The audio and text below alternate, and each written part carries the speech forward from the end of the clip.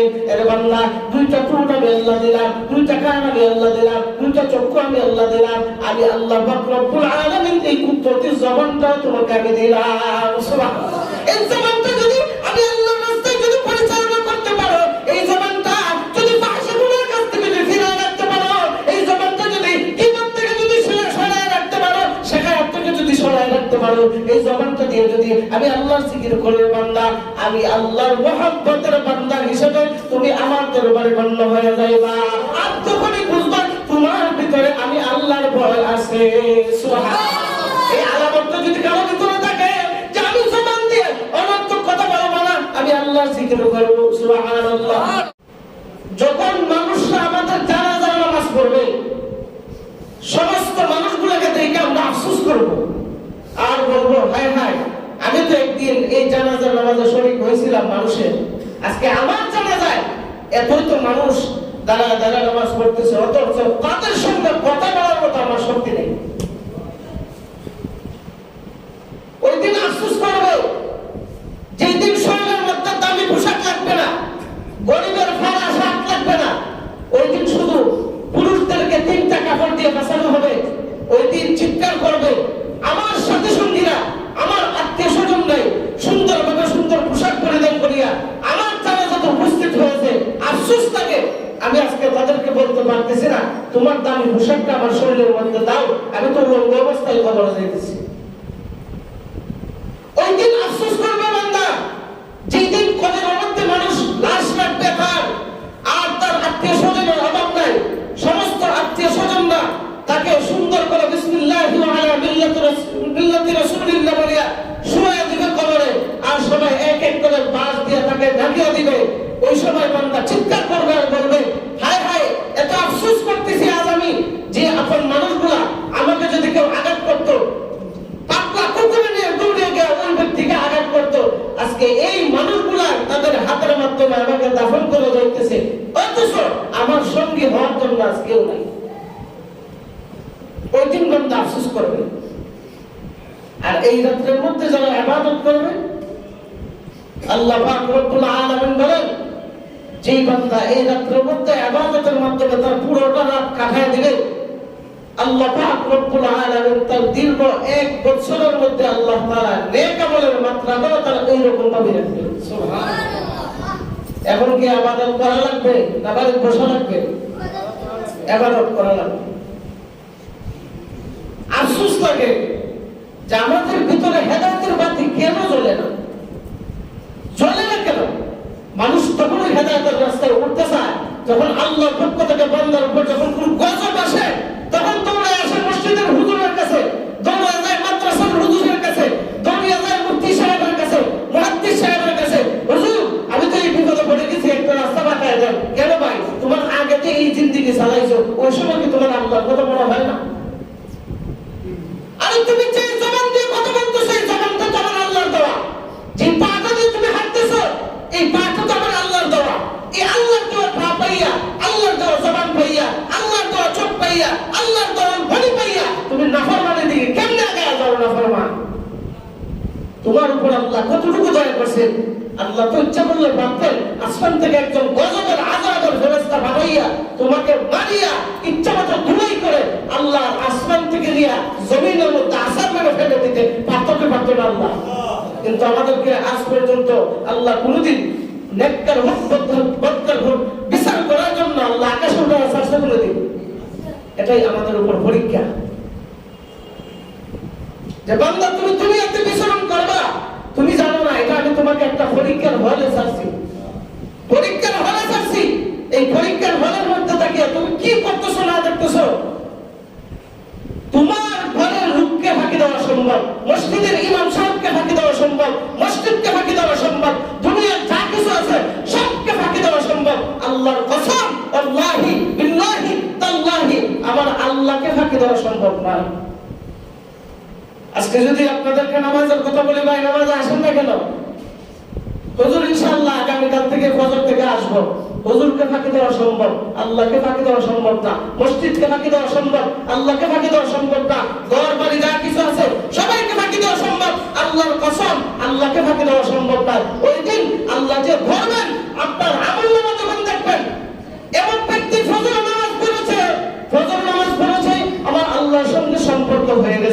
আবার দেখা যায় যোহরের নামাজে নাই, যোহরের নামাজে তারা নাম খালি, আসরের নামাজে আছে, আসরের সময় আমার আল্লাহর সঙ্গে সম্পর্ক হয়েছে। আবার দেখবেন মাগরিবের নামাজে নাই, মাগরিবের নামাজে নাম খালি, বান্দা তার আমল নামা দেখে চিৎকার করতে থাকবে আর বলবে আল্লাহ ওই দিন যদি বুঝতাম যে আমার আমল নামার মধ্যে আমার জীবনে যা কিছু করছি না করছি এগুলো লিপিবদ্ধ করা হয়ে গেছে, বিধিহ হয়ে গেছে, এগুলো যদি বুঝতাম জীবনে কোনোদিন মসজিদের বারান্দা আমি ছাড়তাম না। ওই দিন বান্দা আফসোস করবে।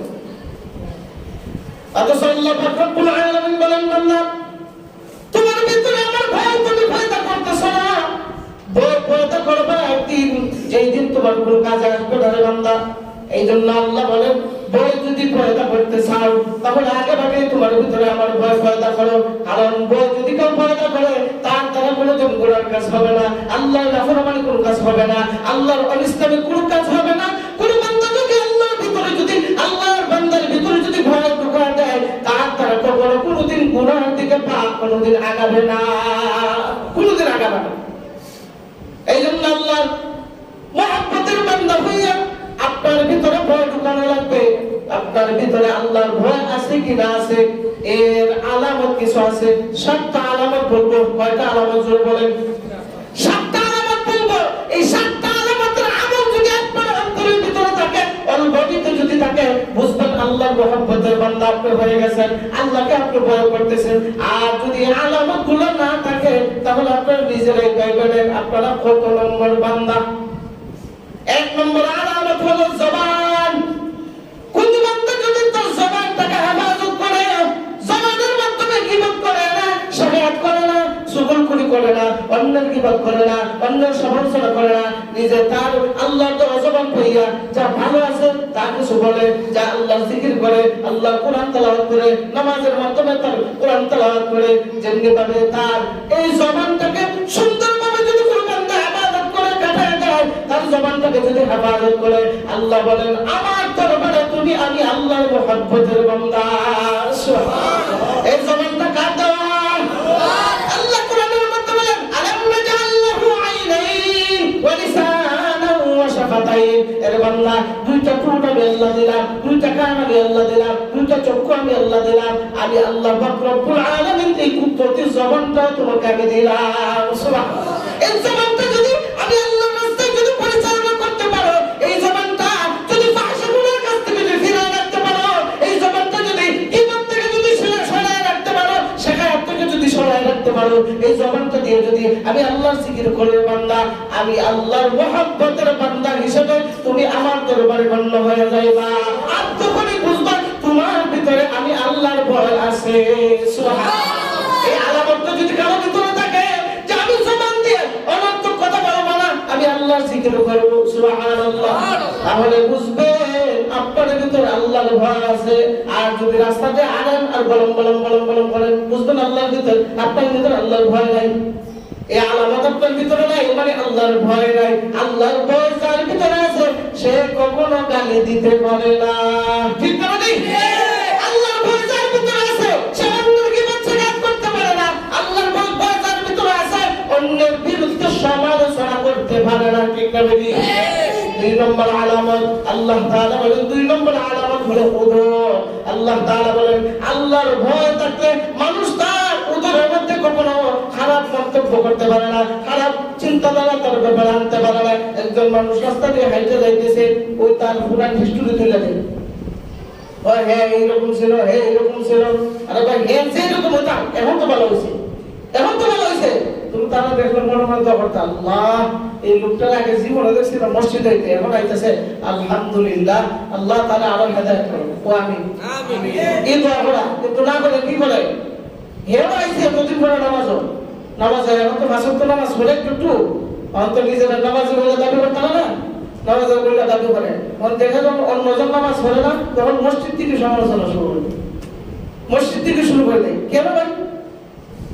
আপনি যে আগে মসজিদে আসছিলেন না, আপনার সমালোচনা মানুষ করছে না, তো আপনার লজ্জা থাকা দরকার। আপনি অন্যের সমালোচনা করেন, আপনারও আল্লাহর ঘরে আইসা বেশি বেশি তওবা করতেন যে আল্লাহ তো আমাকে হেদায়েতের রাস্তায় উঠাইছে।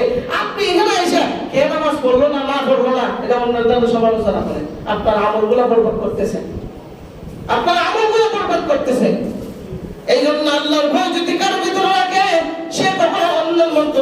পারে না, কারণ অন্তরটা কার দেওয়া? অন্তরটা কার দেওয়া? আল্লাহ দেওয়া কলব পাইয়া, আল্লাহ দেওয়া অন্তর পাইয়া অন্যের মন্তব্য তুমি কখনো করিও না। আল্লাহর সৃষ্টি নিয়ে তুমি গবেষণা করো, দেখবা তোমার ঈমান বৃদ্ধি পাইব, আল্লাহ তোমার উপর রাজি খুশি হবে। সুবহানাল্লাহ। 3 নম্বর আলামত হলো চোখ। এই চোখটাকে যদি তুমি হেফাজত করতে পারো, এই চোখটাকে যদি হেফাজতের মাধ্যমে কাটাইতে পারো, এই চোখটাকে দিয়ে যদি অনিসলামিক কোনো কিছু না দেখো, এই চোখটাকে দিয়ে যদি ভাষা কোনো গুনার কাজ না দেখো, এই চোখটাকে দিয়ে যদি তুমি রাস্তাঘাটে গিয়া বেগানা নারী পুরুষ যদি না দেখো, তাহলে আল্লাহর কাছে তুমি মহব্বতের বান্দা, আল্লাহকে তুমি ভয় করো। কারণ এই চোখটা কার দেওয়া? আল্লাহ বলেন আলাম নাজাল্লাহু আইনাইন।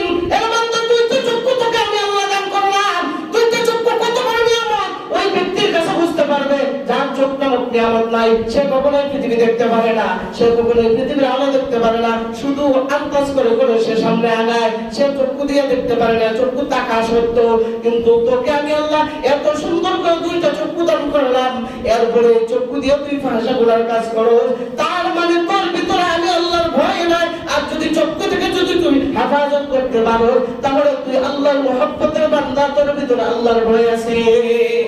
এই আলামতটা যদি আমাদের ভিতরে থাকে, বুঝবেন আপনি আল্লাহকে ভয় করতেছেন। ভয় করার কারণে আপনি ফাহিশা গুনার কাজ দেখেন না, বেগানা নারী দেখেন না, বেগানা ছবি দেখেন না, যেদিকে যান আপনি সুজু মাথা দিয়ে দিয়ে হাইটে হাইটে যান, বুঝবেন যে আপনার ভিতরে আল্লাহর ভয় আছে। 4 নম্বর হলো হাত। এই হাতটা কার দেওয়া? জোরে বলে না, জোরে বলে না। এই হাতটা কি কোনো মানুষ বানাইতে পারবে না? রোজ আমরা যখন দেখি মানুষ রোবট বানায়, যার রোবট একটা তার ছিল বেল শেষ, একটা তার যদি সইরা যায় তার রোবটের বেল শেষ। আচ্ছা বলেন তো, রোবট বানাইলে কি মানুষের মতো চলতে পারবো? রোবটকে পরিচালনা করার জন্য একজন মানুষ লাগে কি লাগে না? সব শেষে বুইরা বুইরা মানুষই শ্রেষ্ঠ। সুবহানাল্লাহ। যতই পৃথিবীতে আবিষ্কার দেখেন না কেন, যে মানুষের থেকে এই সৃষ্টি যেগুলো আছে এগুলা খুব তাড়াতাড়ি দ্রুত কাজ করে, দ্রুত তাদের ব্রেনবালা, যতই ব্রেনবালা যতই দ্রুত কাজ করো, এই জিনিসগুলাকে ছাড়া তারা একজন মানুষই ছাড়া, মানুষ ছাড়া কেউ চালাইতে পারে না। মানুষ ছাড়া চালাইতে পারে না। আর ওই মানুষকে কে চালায়? আল্লাহ চালায়। আল্লাহ চালায় মানুষরা, আর মানুষের চালায় সৃষ্টিগুলো যা কিছু আছে সব অবাকৃত যন্ত্র যেগুলা আল্লাহ তাআলা তার মেধার মাধ্যমে যেগুলা সৃষ্টি করেছে, এগুলো দেখে মানুষ অবাক হয়ে যায়। সর্বনাশ, একটা রোবটে এত কাজ করে, রান্নাবান্না করে, ডাক্তারি করে, রোগ মিলে, আগুনের ভিতরে কাজ করে, এরপরে পানির তলে দেখবেন ডুবুরির কাজ করে রোবটে। এগুলো দিকে অবাক হওয়ার কারণ নাই। যতই অবাক হোক, ঘুরে ঘুরে মানুষ শ্রেষ্ঠ আল্লাহই বলে দিয়েছেন। সুবহানাল্লাহ। যতই কম্পিউটার দেখেন যে আমরা মাথার মধ্যে, আমাদের মেমোরির মধ্যে একটা কথা রাখতে পারি না 1 বছর, আর মেমোরির মধ্যে বছরকে বছর একটা জিনিস থাকে কি থাকে না? তাহলে তো বুঝেন তো, ব্রেইনের দিক থেকে মেমোরি সবল না আমরা সবল? মেমোরি সবল, কারণ মেমোরি বেশি দিন রাখতে পারে, আমরা এতদিন রাখতে পারি না, ভুল হয়ে যায়। কিন্তু যতই মেমোরি সবল হোক এবং কম্পিউটার সবল হোক, কিন্তু যতই হোক এই মেমোরিকে বাড়াইছে কে? মানুষ বানাইছে, আল্লাহ বানাইছে। মেমোরি আল্লাহ বানায়, কে বানায়? মানুষ বানায়। এই মানুষের মেধা দিছে কে?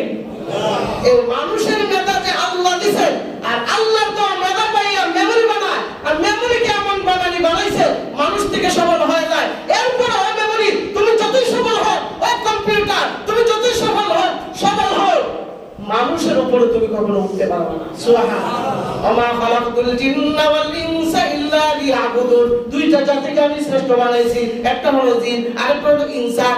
আর এই সমস্ত জাতির মধ্যে শ্রেষ্ঠ জাতি হলো মানুষ জাতি। সুবহানাল্লাহ। এইজন্য আল্লাহ বলেন, তোমার হাতটা যদি আল্লাহর রাস্তায় যদি পরিচালিত করো, কোনো অযথা কোনো কাজের দিকে যদি তোমার হাতটা না যায়, বুঝবা তোমার ভিতরে আল্লাহর ভয় আছে।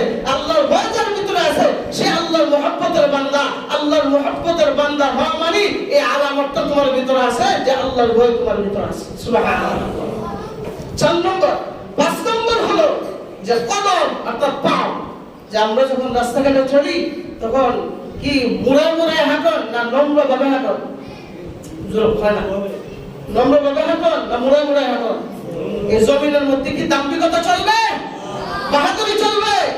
আল্লাহ তাআলা বলেন, ওয়া ইবাদুর রহমানিল্লাযীনা ইউযহিরুনা ওয়া ইযা খাতাবাহুমুল জাহিলুনা ক্বালু সালামা। সুবহানাল্লাহ।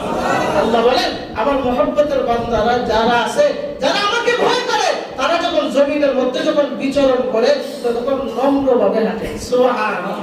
আল্লাহর ওলিরা দেখছেন না, আল্লাহ ওয়ালা বান্দারা যারা আছে তারা কি দৌড়ে হাঁটে? আস্তে আস্তে আস্তে আস্তে হাঁটে। কেন? এই কদমের হিসাব আমার আল্লাহর দরবারে দেওয়া লাগবে। সুবহানাল্লাহ। কারণ আপনি যখন জমিনের উপর যখন অন্যায় কাজ করেন, ওই জমিন আল্লাহর কাছে বলবে আল্লাহ, আল্লাহর কাছে বলতে থাকে আল্লাহ আপনি ওয়ার্ডার দেন এই মুহূর্তে জমিনের মধ্যে এই নাফরমানকে, এই জালিমকে দাবায় দেন, আপনি ওয়ার্ডার দেন। আল্লাহ বলেন না, ও বান্দা, ও জমিন, কাল্লা, কখনো না, তোমাকে আমি আমার বান্দাদের খেদমতের জন্য বানাইছি। সুবহানাল্লাহ। তুমি খেদমতদার হইয়া যদি তারা শাস্তি দিতে যাও তাহলে তুমি খেদমতদার হইলে কিভাবে? সুবহানাল্লাহ। কতটুকু কত দিক দিয়ে আল্লাহ আমাদেরকে দয়া করছেন। যদি এই দয়া না করতে একটা সেকেন্ড আমরা শান্তিতে চলার, মন মজায় চলার ক্ষমতা জীবনে পেতাম না, জীবনেও কারো ক্ষমতা নাই। এই জন্য আল্লাহ বলেন তোমার কদমকে তুমি হেফাজত করো, তোমার পাওকে তুমি হেফাজত করো। অযথা কোনো ফাহেশা কাজের দিকে তোমার পাও আগায় যায় না। তোমার পাওটা যদি আল্লাহর রাস্তার দিকে আগায় যাও, মসজিদের দিকে আগায় যাও, মাদ্রাসার দিকে আগায় যাও, ইসলামিক দৃষ্টিতে যখন আগায় যাও, এই পাওটা যখন ভালো কাজে যখন নিয়োজিত করবা, তোমার পাওটা অনর্থক কোনো গুনাহ কাজের দিকে যখন না যায়, বুঝবা তোমার ভিতরে আল্লাহর ভয় আছে। আল্লাহর ভয় থাকার কারণে তুমি আল্লাহর মুহাব্বতের বান্দা। আল্লাহর মুহাব্বতের বান্দা যারা আছে অল টাইম 24 ঘন্টা তারা আমার আল্লাহকে তারা ভয় করে। সুবহানাল্লাহ। 6 নম্বর হলো ফরজ, যে অন্তরটা আল্লাহ তাআলা আমাদেরকে দিয়েছে, এই অন্তরটাকে হেফাজত করা। মন চাইছে যে আমি একটা অনিসলামিক কার্যকলাপে আমি চলে যাই, মন চাইছে, ওই সময় যদি বলে না আমি অনিসলামিক কার্যকলাপে যাওয়া সম্ভব, যাওয়া এই ক্ষমতা আছে, কিন্তু দেখতেছে কে? আমি গুনার দিকে পা বাড়াইছি, আমি গুনার দিকে যাব, এই নিয়ত আমি অন্তরের মধ্যে কলবের মধ্যে করছি, কিন্তু হঠাৎ করে স্মরণ হয়ে গেছে না দুনিয়ার মানুষকে ফাঁকি দেওয়া সম্ভব, আমার পরিবার পরিজনকে ফাঁকি দেওয়া সম্ভব, দুনিয়ার যা কিছু আছে সবাইকে ফাঁকি দেওয়া সম্ভব, কিন্তু আমার আল্লাহ তো দেখতেছে। আমি যদি আমার ওই কলবের নফসের এই পড়াশোনার করিয়া যদি আমি ওই জায়গার মধ্যে যাই, অবশ্যই আমার গুনাহ কাজ হবে, কিন্তু আমার আল্লাহ আমাকে দেখতেছে। ওই সময় যদি আপনি নিজেকে নিজে কন্ট্রোল করতে পারেন, তাহলে আপনার ভিতরে আল্লাহর ভয় আছে, আপনি আল্লাহর মুহাব্বতের বান্দা। সুবহানাল্লাহ। 7 নম্বর হলো ভিতরে ইখলাস থাকা। ভিতরে কি থাকা? ইখলাস থাকা, নিয়ত থাকা ভালো, যে আমি ইবাদত করতেছি একমাত্র কাকে খুশি করার জন্য না। আমাকে মানুষ 5 ওয়াক্ত নামাজি বলবে, মানুষ আমাকে তাহাজ্জুদ পড়ানোওয়ালা বলবে, 60-70 রাকাত তাহাজ্জুদ পড়ানোওয়ালা বলবে, হ্যাঁ?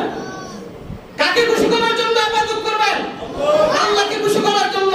আর ওই ইবাদতটা হবে একমাত্র আল্লাহকে খুশি করার জন্য, ইখলাস নিয়ে, দুনিয়ার কাউকে খুশি করার জন্য নয়। দুনিয়ার কাউকে যদি আপনি খুশি করার জন্য যদি একটু ইবাদত করেন বা বিশাল ইবাদতের পাহাড় জমাইলেন, আল্লাহর কসম মসজিদে বসে বলি, আল্লাহর কসম আপনার ইবাদত তো কবুল হবেই না।